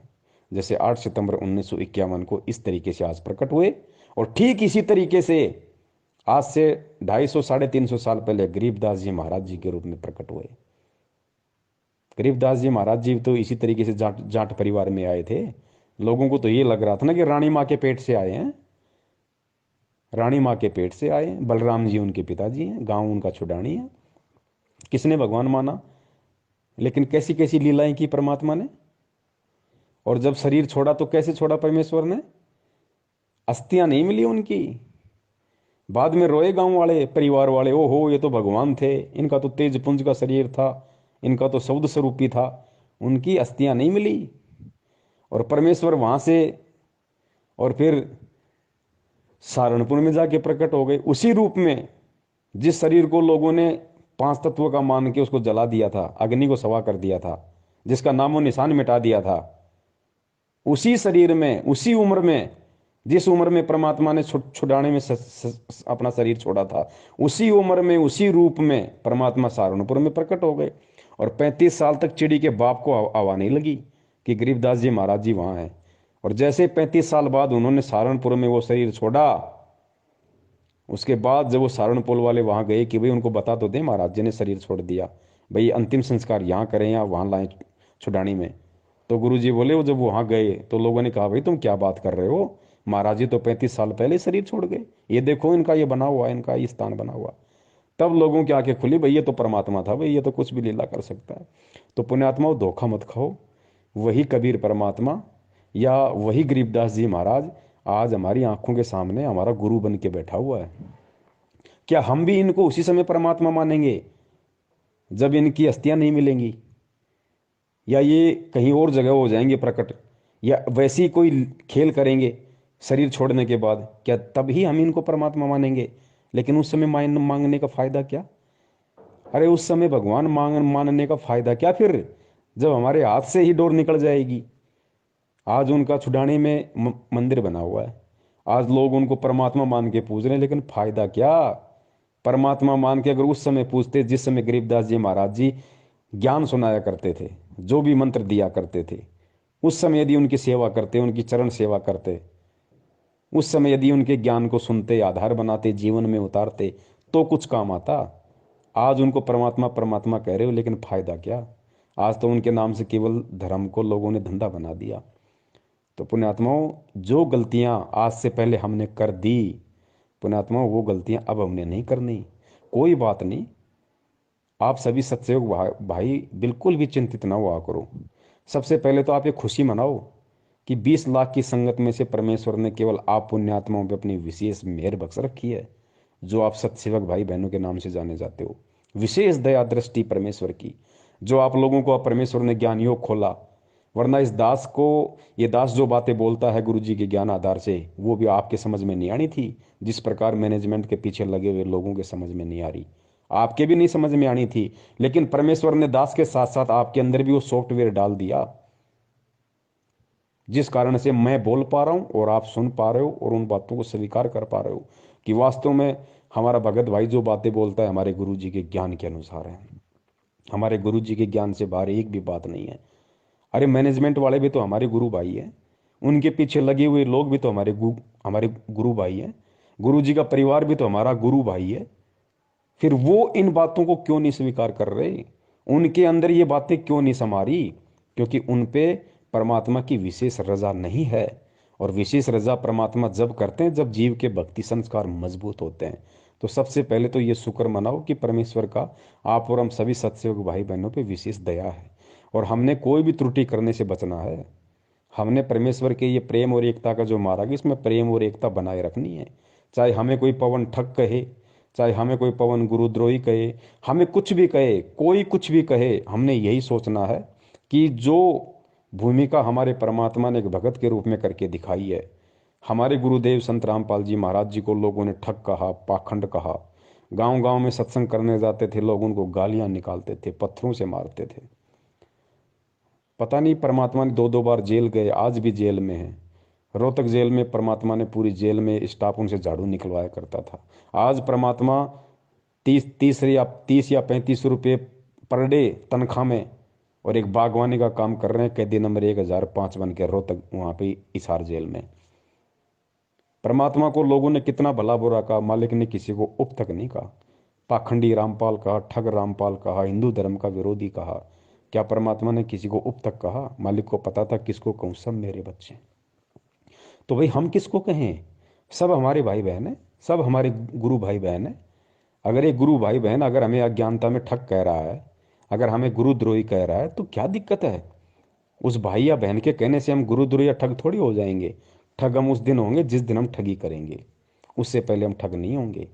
कल को अगर आपको या मुझे कोई कह देगी पवन मुख्यमंत्री, पवन मुख्यमंत्री, बताओ, हमें बताओ, 20 लाख की BMW में बैठा के विधानसभा में कौन ले जाएगा? कोई नहीं बैठाएगा हमें।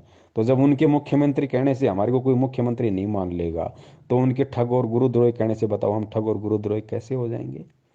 तो पुण्यात्माओं, हर हाल में हमने, क्योंकि गुरुदेव ने खुद एक भगत की भूमिका की है, और भगत की भूमिका गुरुदेव इसीलिए करके दिखाते हैं ताकि परमेश्वर के बच्चे उनसे सीख ले सकें, उनसे शिक्षाएं ले सकें कि भाई मेरे गुरुदेव ने इस तरीके से किया है, जब तक मैं ऐसा नहीं करूंगा मेरी भक्ति मार्ग में, तब तक मैं सफल नहीं हो सकता। आज लोग छोटी छोटी बातों को लेकर गुरुदेव से दूर हो जाते हैं। छोटे छोटे कोई दुख, कोई कष्ट, कोई परेशानी आ जाती, हम गुरुदेव से दूर हो जाते हैं, मन में दोष पाल लेते हैं।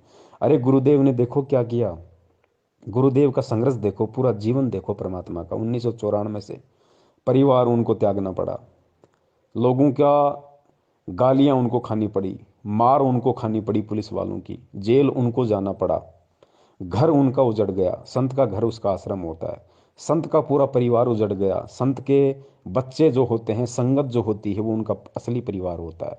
तो घर उस परमात्मा का उजड़ गया, बच्चे उस परमात्मा के उजड़ गए। ऊपर से हरियाणा सरकार ने 28 करोड़ रुपए का जुर्माना उनके ऊपर लगा रखा, और 6 साल से परमात्मा जेल में बैठे हुए हैं। जेल में क्या सुख सुविधा मिलती है, कैसा खाना मिलता है, कैसे लोग आपस में बर्ताव करते हैं? गुरु जी को कोई भगवान थोड़ी मानता है जेल में। गुरु जी को पुलिस वाले तो केवल एक मुजरिम मानते हैं, और आपस में जो कैदी हैं वो भी अपने जैसा एक आम व्यक्ति और कैदी मानते हैं। तो सोचो परमात्मा किन लोगों के बीच में, किन किन लोगों के मध्य परमात्मा बैठे हुए हैं, कैसी कैसी उनकी गंदी और घटिया बातें सुनते हैं।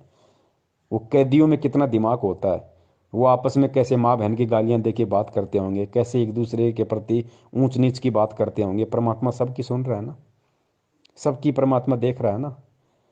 लेकिन ये संदेशा दिया हमें परमात्मा ने इन सारे संघर्षों के बीच में कि बच्चों देखो, मेरा घर उजड़ गया, मेरा आश्रम उजड़ गया, मेरा कलयुगी परिवार मेरे से दूर हो गया, मेरे खुद के भाई बहन, मेरे बच्चों ने, जिनको तुम मानते हो कि ये गुरु जी का परिवार है, गुरु जी के बेटा बेटी, उन्होंने मेरे से गद्दारी करी। आज मेरा परिवार मेरे आदेश की आड़ में मेरे असली बच्चों को लूट रहा है, संगत को लूट रहा है, दान के नाम पे लूट रहा। 2 बार मैं जेल गया, मेरा आश्रम उजड़ गया, 30 बार मेरा रिमांड हुआ। लेकिन बच्चों, मैंने अपने कबीर भगवान से एक सेकंड के लिए भी, एक क्षण के लिए भी अपने ध्यान नहीं हटाया। मैंने अविश्वास प्रकट नहीं किया कि मेरे साथ इतने जुल्म हो रहे हैं, मेरे साथ इतनी ज्यादतियां हो रही हैं। अरे 1 साल हो जाए, 2 साल हो जाए, चल जाए, 2 बार जेल, मेरे 3 मेरे आश्रम उजड़ गए, मेरे ऊपर ऐसे ऐसे झूठे लालछन लगा दिए गए, देशद्रोह जैसा मेरे ऊपर मुकदमा लगा दिया गया। लोग मुझे भड़वा कहते हैं, मुझे पाखंडी कहते हैं, मुझे ठग कहते हैं। कहाँ है भगवान? मैं इतना समर्पित हूं मैं कबीर भगवान के प्रति, मैंने मेरा सब कुछ दांव पे लगा दिया। आज वो कबीर भगवान कहाँ गया? आज क्यों नहीं आ रहा? पुण्यात्माओं, एक सेकंड के लिए भी गुरुदेव के मन में ये बात नहीं आई। और यही आज सबसे बड़ा उदाहरण परमात्मा पेश कर रहे हैं कि बच्चों, जिस प्रकार इतना सब कुछ होने के बाद भी जो तुम सहन भी नहीं कर सकते, जो मैं कर चुका हूं, और जो मैं आज सहन कर रहा हूं, वो तुम कभी जिंदगी में सहन भी नहीं कर सकते। और इतना होने के बाद भी मैंने एक क्षण के लिए भी अपने भगवान से मैंने नफरत नहीं की, मैंने अपने भगवान में दोष नहीं निकाला, मैंने भगवान से ये भी नहीं कहा कि भगवान आके मेरी रक्षा कर, मेरे साथ ऐसा क्यों हो रहा है? मैं तो सत्य की राह पे चल रहा हूँ, और मैंने तो सुना कि जो सच की राह पे चलता है भगवान उसके साथ होता है। आप कहाँ हो? एक सेकंड के लिए परमात्मा के मन में ये नहीं आया। तो पुण्यात्माओं, जब भगत की भूमिका में परमात्मा हमें इतना सब कुछ करके दिखा रहे हैं, तो हमने भी उसी स्थिति में आज रहना पड़ेगा।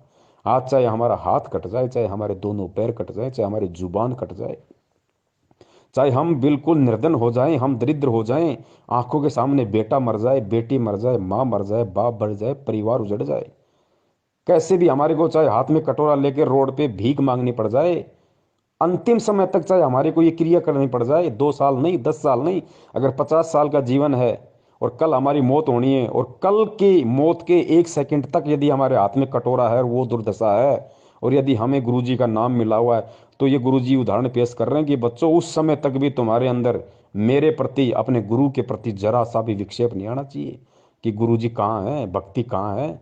मैं गुरुजी के लिए इतना सब कुछ मैंने कर दिया, इतना सब कुछ मैंने त्याग दिया, हर चीज़ मेरी बर्बाद हो गई, मैं रोड पे हूँ इतने वर्षों से, टाइम पे खाना नहीं मिल रहा, आज गुरुजी कहाँ गए?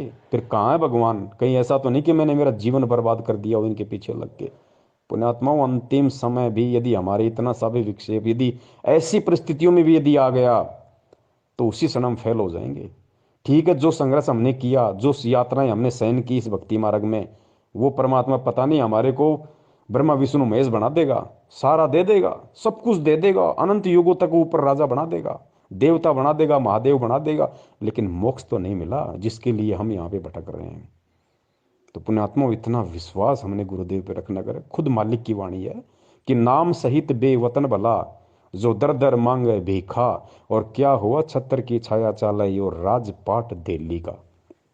पुण्यात्माओं, गुरुदेव ने यहाँ तक कह दिया कि बेटा, अगर तेरे पास मेरा नाम है, तू यदि मेरे शरण में है, और यदि इस नाम लेने के बाद भी अगर ऐसी कोई नौबत आ गई कि नाम सहित बेवतन भला, अगर तेरे को देश निकाला दे दिया, तेरे ऊपर देशद्रोह का मुकदमा भी लगा दिया, नाम सहित बेवतन भला, जो दर दर मांगे भीखा, अगर तेरे को हाथ में कटोरा लेके दर दर भीख मांगने की भी तेरे को नौबत आ गई, तो कहते हैं यो राजपाट, क्या हुआ छत्र की छाया चाला, यो राजपाट दिल्ली का। तो अपने आप को किसी राजा से भी जो 24 घंटे ऐसो आराम में रहता, उससे भी खुश नसीब मानना, अगर नाम तेरे पास में है, चाहे भीख मांगनी पड़ जाए। पुण्यात्मा, बहुत ही ये रेयर समय है, इसको बोलते रेयर समय, ये दोबारा नहीं आता। अनंत युगों में क्या पता कब बिल्ली के बाग का हमारा छिक्का टूटे, तब ये समय हमारा आएगा पुनः, नहीं तो नहीं आएगा।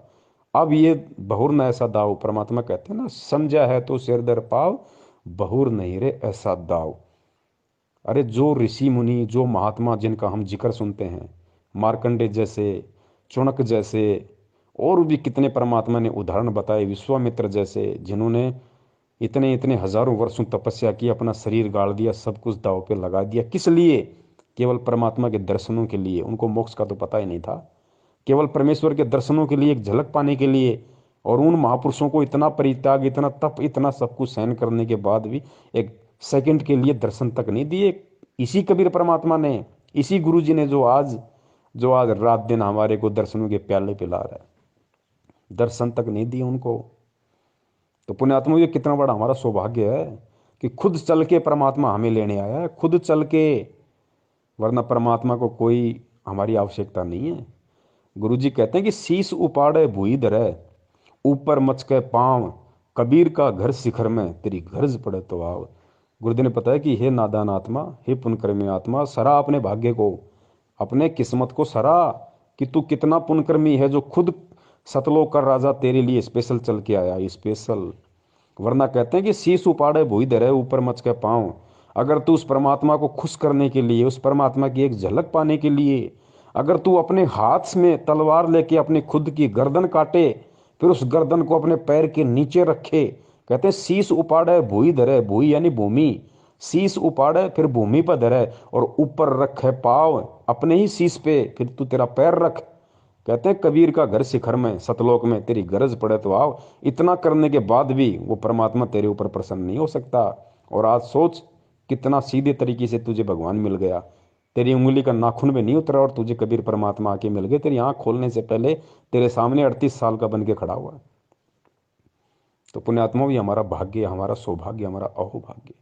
7.5 अरब विश्व की जनसंख्या, जिसमें से 20 लाख उनके शिष्य, और 20 लाख में से 5-10 हजार सत्सेवक। पुण्यात्मा सौभाग्य, और 5-10 हज़ार में से आज लोग जानते कितने को हैं, 200, 250, 400 को। ये परम सौभाग्य हमारा, ये मौका है पुण्यात्मा, इसको गंवाना नहीं है। अरे कहने को तो दुनिया खुद उस परमात्मा को भी देशद्रोही कह रही है, तो क्या हम भक्ति छोड़ दें, उनमें दोष निकाल लें? अरे उनको तो डबल डबल उम्र कैद होगी, वो तो जेल से बाहर नहीं आने वाले भाई। तो क्या हम अपना विश्वास तोड़ दें? तो कहने दो लोगों को, हमें गुरुद्रोही कहते हैं तो कहने दो, हमें ठग कहते हैं तो कहने दो। एक दिन खुद उनकी जुबान सूख जाएगी, खुद चुपचाप हो जाएंगे। ये विधान है परमात्मा का। लेकिन पुण्यात्माओं, अडिग अटल गुरुदेव कहते हैं कि संत, सिंह और सूरमा ये सदा आगे को बढ़ते हैं, पीछे मुड़ के नहीं देखते ये। तो पुण्यात्माओं, हम संत भी हैं और हम संत के बच्चे भी हैं, हम सिंह भी हैं और हम सिंह के बच्चे भी हैं, हम सूरमा भी हैं और हम सूरमा के बच्चे भी हैं। ये डबल डबल रोल परमात्मा ने ऐसे दया कर रखी है आप और हमारे ऊपर। मालिक की खुद की वाणी है कि लख भर सूरा जूझ ही, लख भर सावंत दे, और लख भर यति जहान में, तब सतगुरु शरणा ले। आप और हम कौन सी आत्माएं हैं? गुरु जी कहते हैं याद कर लिया करो कभी, अगर मन अगर ज़्यादा दबाव डाल दे और अगर कभी मन में ऐसा कोई दोष उत्पन्न हो जाए ना, तो इन वाणियों को याद कर लिया करो कि मैं कौन हूँ। हनुमान जी जैसे, गोरखनाथ जी जैसे तो हमारे पैर के नाखून के बराबर नहीं है, जिनके लोग घर में मूर्तियाँ बना के पूज रहे हैं। जब हम तत्व ज्ञान की गहराई में जाएंगे, परमात्मा कहते हैं लख भर सूरा जूझ ही, लख भर सावंत दे। लख भर सूरा, सूरा यानी सूरवीर। गुरु जी ने बताया कि लाखों जन्म तुमने सूरवीर के प्राप्त किए, लाखों जन्म सूरवीर के प्राप्त किए तुमने। और लख भर सूरा जूझ ही, लख भर सावंत दे। सूरवीर से भी ज्यादा पुण्यकर्मी होता है सावंत दे वाला व्यक्ति, जिसके हाथ घुटनों से नीचे तक जाते हैं, एक या दोनों, उसको सावंत दे व्यक्ति कहा जाता है। तो कहते हैं लख भर सूरा जूझ ही, लख भर सावंत दे। हम जितने भी बड़े बड़े जो सूरवीर हैं, भीम जैसे और जितने बड़े बड़े योद्धा सूरवीर हुए हैं, जिनका हम जिक्र करते हैं, जो इतिहास में नाम लिखे होते हैं, कहते हैं बेटा तूने ऐसे ऐसे तो लाखों जन्म सूरवीर के प्राप्त कर लिए पहले, और लाखों जन्म तूने सावंत दे। आज तो कोई है नहीं पूरे विश्व में सावंत दे वाला, ऐसा पुण्यकर्मी आज विश्व में कोई है ही नहीं मानव शरीर में। क्योंकि गुरुजी हैं तो गुरुजी तो परमात्मा है, वो मानव की कैटेगरी में नहीं आते। उनके अलावा कोई सावंत दे व्यक्ति आज पूरी यहाँ पे पृथ्वी पे नहीं है। तो सोचो हमने ऐसे लाखों जन्म प्राप्त कर लिए। तो लख भर सूरा जूझ ही, लख भर सावंत दे, और लख भर यति जहान में। यति, हनुमान जी यति थे, उन्होंने शादी नहीं की, कभी स्त्री भोग नहीं किया, उनको कहते हैं यति। एक होता है जति, जति वो होता है जो अपनी औरत के अलावा किसी की तरफ कुदृष्टि डालता भी नहीं है, वो होता है जति। जैसे लक्ष्मण जी थे, वो जति थे। और एक होता है यति, यति मानी जिसने कभी शादी नहीं की, पूरा ब्रह्मचार्य का जीवन जिया, मानसिक रूप से भी कभी अपने मन में दोष पैदा नहीं किया, उसको कहते हैं यति। तो जति से बड़ा होता है यति। तो कहते हैं लख भर सूरा जूझ ही, लख भर सावंत दे, लख भर यति जहान में। हमने हनुमान जी जैसे लाखों जन्म प्राप्त कर लिए पुण्यात्माओं। लख भर सूरा जूझ ही, लख भर सावंत दे, लख भर यति जहान में, तब सतगुरु शरणा ले। उस आत्मा को, उस भगत को जो ऐसे ऐसे लाखों जन्म सूरवीर के प्राप्त कर चुका हो, लाखों जन्म सावंत दे वाले के, और लाखों जन्म हनुमान जी जैसे प्राप्त कर चुका हो, उस आत्मा को गुरु जी आज अपनी शरण में लेंगे। आज उस परमात्मा ने उस आत्मा को अपनी शरण में ले रखा है। अब ये ना समझना कि जितनों को शरण में लेखा है सभी ने लाखों जन्म पाए, नहीं। शरण क्या होती है, शरण के विषय में भी फिर गुरु जी ने बताया कि ताते सतगुरु शरणा लीजे, कपट भाव जो दूर करीजे। ये सतगुरु ये नहीं है कि वो जो सातु मंत्र दे दिए, सतनाम दे दिया, अपने गले में लॉकेट लटका लिया, हाथ में रक्षा सूत्र बांध लिया, 3 टाइम की आरती कर रहे हो और आपको गुरु जी ने शरण में ले लिया, नहीं। असल में गुरु की शरण क्या होती है, असल में इस वाणी पे कौन भगत खरा उतरेगा? कहते हैं ताते सतगुरु शरणा लीजिए, उसको सतगुरु शरण में लेता है। कपट भाव जो दूर करीजिए, जो भगत अपने दिल से, अपने मन से, अपने आत्मा से, अपने हृदय से ये कपट भाव दूर कर देगा। कौन सा कपट भाव है? गुरु को और परमात्मा को दो समझने वाला कपट भाव है। कबीर परमेश्वर को, जिस गुरु रूप में वो कबीर परमेश्वर उसको मिला है, यानी गुरु और परमात्मा को दो समझने वाला, जब तक उसके हृदय में, उसकी आत्मा में छल रहेगा, ये कपट रहेगा कि गुरु अलग है, कबीर परमात्मा अलग है। गुरु तो कबीर जी का प्रतिनिधि है, उनका भेजा हुआ संत है, मेरे जैसा इंसान है, माँ के जन्म से, माँ के पेट से जन्म लेके आया, बाद में कबीर परमात्मा मिल गए, ज्ञान दे दिया, गुरु बना दिया, नाम देने का आदेश दे दिया।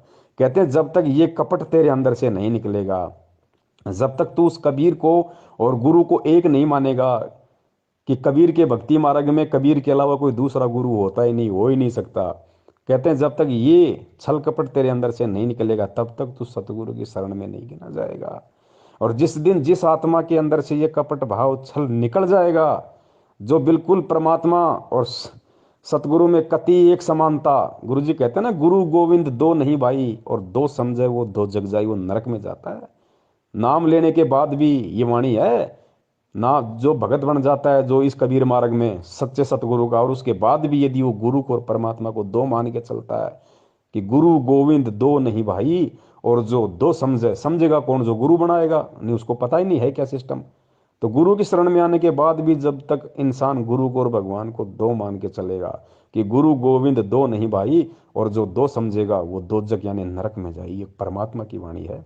तो कहते ताते सतगुरु शरणा लीजिए, कपट भाव जिन दूर करीजिए, उसको गुरु जी अपनी शरण में लेगा असल में, जो गुरु और परमात्मा के भीद को, इस बीच की खाई को बिल्कुल काट देगा, समाप्त कर देगा, उसको दो दिखाई नहीं देगा, उसको अपने गुरु जी के अलावा कोई कोई कोई कबीर परमात्मा दिखाई ही नहीं देगा।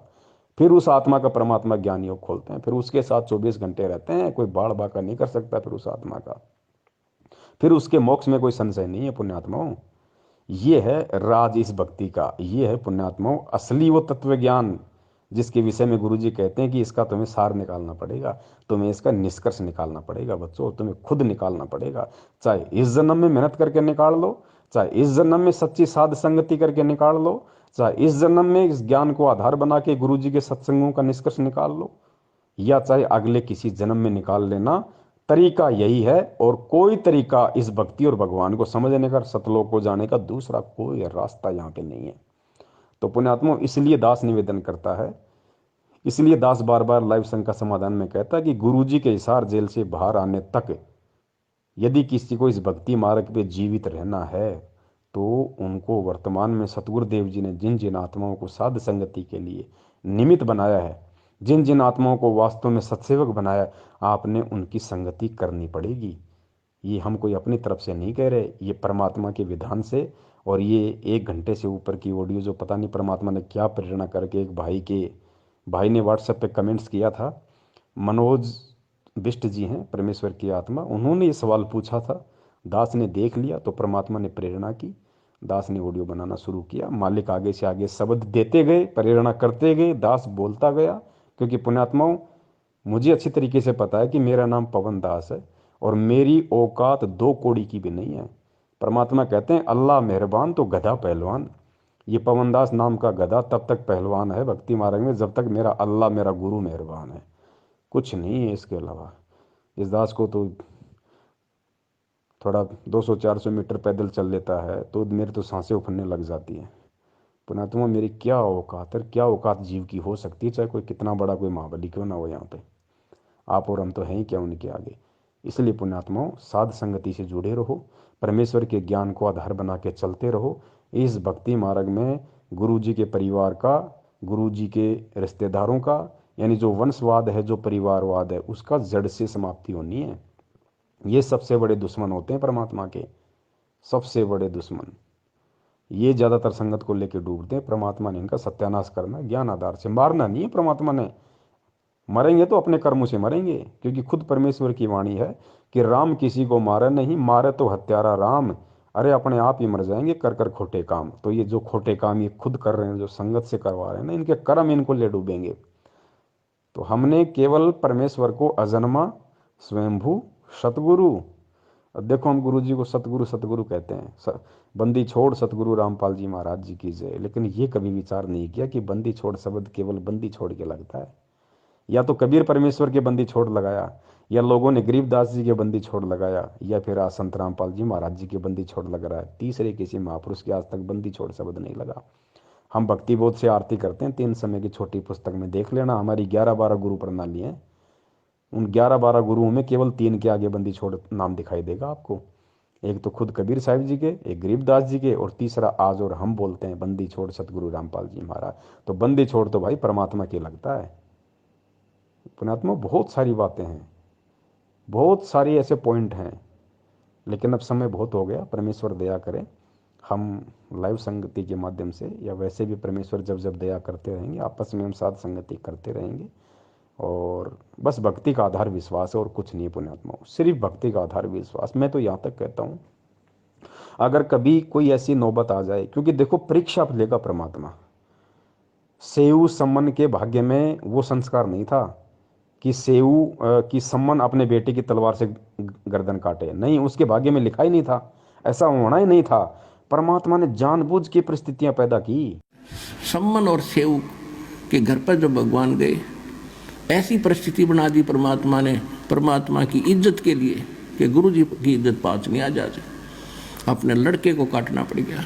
और फिर समर्थ शीश लेता है या शीश दिया करता है, एक्सटेंड करता है, तो सम्मन के पुत्र सेऊ को भी जीवित कर दिया और उनको मोक्ष दिया।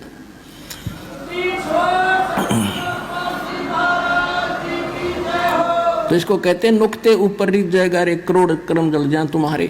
फिर हमारी एक गलती है जो सम्मन ने कर दी। उसने क्या गलती की?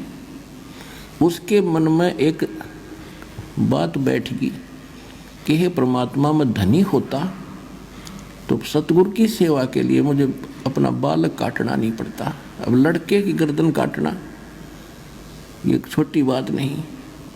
और काट दी, फिर उसके बाद उसके दिल में ऐसी ठेस लगी कि ये मैंने क्यों करना पड़ा कि मेरे पास धन नहीं था। अब वो धन न मांगता रहा, परमात्मा ने उससे जीवन में एक नंबर का सेठ बना दिया। लेकिन सेऊ और उसकी मां ने की, उनको ज्ञान गजब का समझ में आ गया था, वो तो पार हो गए। ये भी सम्मन रह गया, माया माया करता, मृत्यु होगी। अगले जन्म में ये नौ शेरवान नाम के एक शहर में नौ शेर खान नाम का राजा बना, बादशाह बन गया, क्योंकि इतना दान सेक्रीफाइस कर रखा था। जब घना धन मालिक ने दिया, इसने डिट के फिर भी दान किया था, उस दान के प्रतिफल में यो बादशाह बन गया। जानबूझ के, क्योंकि परमात्मा एक तीर से अन्य को शिकार करते हैं। पहला तो परमात्मा ने आज पूरे विश्व के सामने और स्पेशली आज आप और हमारे को भक्ति और भगवान पे विश्वास दिलाने के लिए, एक भगत की महिमा बताने के लिए कि भगवान के लिए क्या कर गुजरने की एक हिम्मत होनी चाहिए भगत के अंदर।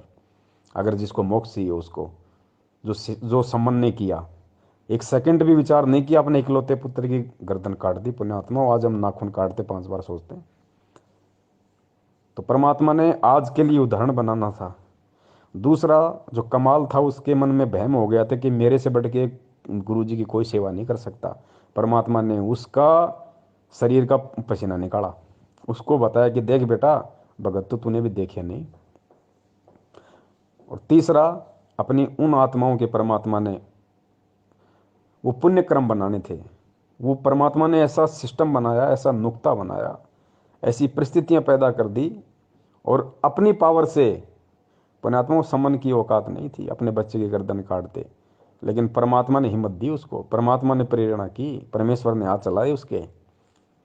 और कहते हैं परमेश्वर ने वो नुक्ता बनाया वहाँ पे, और उस नुक्ते पे फिर खुद ही प्रसन्न हो गया, खुद ने सारा काम किया और खुद ही फिर प्रसन्न हो गया कि हो मेरे बेटे ने देख मेरे लिए कि मेरे गुरुजी भूखे ना चले जाएं। मेरे गुरुजी अगर नाराज हो गए तो पूरे शहर का सत्यानाश हो जाएगा। पूरे शहर को बचाने के लिए, अपने गुरुदेव की इज्जत के लिए, कि अगर कल इस सेठ ने अगर राजा के सामने बता दिया कि इनका गुरुजी आया था, इनका गुरुजी चोरी करना सिखाता है, गुरुजी की बदनामी हो जाएगी। अपने गुरुजी की बदनामी के डर से, गुरुजी बदनाम ना हो इसके लिए अपने बेटे की गर्दन काट दी। आज उसी गुरु को जानबूझ के राजनीतियां कर करके बदनाम किया जा रहा है। सोचो हम कहाँ हैं पुण्यात्माओं। गुरुजी को गंदी राजनीति में धकेल दिया, गुरुजी का नाम ले लेके वोट डलवाए जा रहे हैं। सोचो सेव और सम्मन की तुलना में आज का भगत समाज कहाँ है। तो ये ज्ञान योग और सद्बुद्धि परमेश्वर ने सत्सेवकों की खोल रखी है, जो आज दूध और पानी को छान रहे हैं, नीर खीर का निबेरा कर रहे हैं। तो पुण्यात्माओं, ठीक इसी प्रकार परमेश्वर ने वो लीलाएं की सारी आप और हमारे को समझाने के लिए, इस भक्ति पे हमारे अंदर इतना विश्वास पैदा करने के लिए कि पुण्यात्माओं, अगर विश्वास नहीं है तो भक्ति नहीं है। अरे आज तो हम दिन रात सत्संग सुनते हैं, मोबाइल 24 घंटे हमारे हाथ में रहते हैं, टीवी चैनल हैं। सोचो सम्मन कहाँ सत्संग सुनता था। कभी साल 2 साल 4 साल में मौका मिला, कभी गुरुजी के चला जाता है, गुरुजी आ जाते तो नहीं। उस समय कहाँ मोबाइल था, कहाँ वो अपनी चूड़ी बनाते बनाते सत्संग सुनता था भाई। और बिना सत्संग सुने ज्ञान आधार हो नहीं सकता। तो पुण्यात्माओं, आज हम उन आत्माओं के सामने कहाँ टिकते हैं। आज तो हमने कुर्बान हो जाना चाहिए गुरु जी के ऊपर, मर मिटना चाहिए हमारे हमारे परमपिता परमेश्वर सतगुरु रामपाल जी महाराज जी के ऊपर की परमात्मा आपने कैसे दया बख्शी। आज हम अगर एक दिन गुरु जी के सत्संग ना सुने तो आत्मा खाली खाली हो जाती है। और सोचो उस समय तो वो 4 4 साल सत्संग नहीं सुनते थे गुरु जी के, फिर भी इतनी उनमें उनमें हिम्मत, दृढ़ता। तो पुण्यात्माओं, आज फिर हम क्यों पीछे हट रहे हैं। और आज भी यदि हम इस मौके को चूक गए तो इसलिए गुरु जी कहते हैं कि दोबारा ये दाव नहीं लगेगा, फिर नहीं लगेगा ये दाव दोबारा। तो पुण्यात्मा, बहुत सारी बातें हैं। परमेश्वर दया करें हम ऐसे ही एक दूसरे भाई बहन आपस में जुड़े रहें। और हमारे जितने भी भगत भाई बहन जो सतलोक आश्रम मैनेजमेंट हरियाणा के पीछे बेचारे भोलेपन में लगे हुए हैं, पुण्यात्मा हमारा, आप ये सोच लो कि हमारे वो भगत भाई बहन जो 70% हैं जो मैनेजमेंट के पीछे, आप ये मत समझ लो कि उनको कसाई ने बाड़े में कैद कर रखा है। ये सतलोक आश्रम मैनेजमेंट हरियाणा काल रूपी कसाई है साक्षात, और इसने उन भक्तों को बाड़े में कैद रखा है। अब हमारी जिम्मेदारी क्या है। अब हमने उन भक्तों को वहाँ से मुक्त करवाना है गुरु जी के आशीर्वाद से। और मुक्ति का साधन एक ही है उनका, कि हम उन तक ये संदेश से पहुँचाते रहें। ये ऑडियो वीडियो मैसेज लाइव के वीडियो हम उनको ना चाहते हुए भी शेयर करते रहें, चाहे वो हमें गालियाँ दें, चाहे हमें डराएं, चाहे धमकाएं। पुण्यात्माओं, गुरु जी कहते हैं ना, अगर किसी को बुखार है तो बच्चा तो दवाई लेने से मना करता ही है, वो तो रोता भी है, माँ बाप का नाक पकड़ लेता है, कान पकड़ लेता है, थप्पड़ भी मार देता है एक आधा। लेकिन क्या माँ बाप उसको दवाई नहीं पिलाते? पिलानी पड़ेगी, उनको पता है कि ये नादान है। तो इसी प्रकार हमने हमारे भगत भाई बहनों तक, चाहे व्हाट्सएप के ग्रुप हो, चाहे फेसबुक के ग्रुप हो, चाहे सोशल मीडिया का कोई भी प्लेटफॉर्म हो, हमने हर संभव कोशिश करके अपने उन भाइयों तक हमने संदेश से पहुंचाने हैं। चाहे वो हमें अच्छा कहें, चाहे हमें वो बुरा कहें, हमें परमेश्वर के प्रति अपना एक शिष्य धर्म निभाते हुए हमने ये कर्म करना है। बाकी खेल सारा परमात्मा का। तो सत्साई पुण्यात्माओं, बंदी छोड़ सतगुरु रामपाल जी महाराज की जय। तो यहाँ महाराज गरीबदास जी कहते हैं कि भाई इतनी बात समझ के भी जय तेरा पल्ला नहीं पड़ती, फिर तब है तेरी मर्जी। गरीब सतगुरु मिले तो क्या करे, अंदर बाद विवादे, सिर जम डंडा खात हैं, चाहे करोड़ मिलो भावे साध। के सतगुरु गुरु मिल भी जावे और या बात फिर भी पल्ला नहीं पड़े तो के करे बेचारा गुरु। वो कह सका है भाई, रो सका है, बता सका आपको, बाकी इस पर अमल करना तो आपके भाग की बात सर।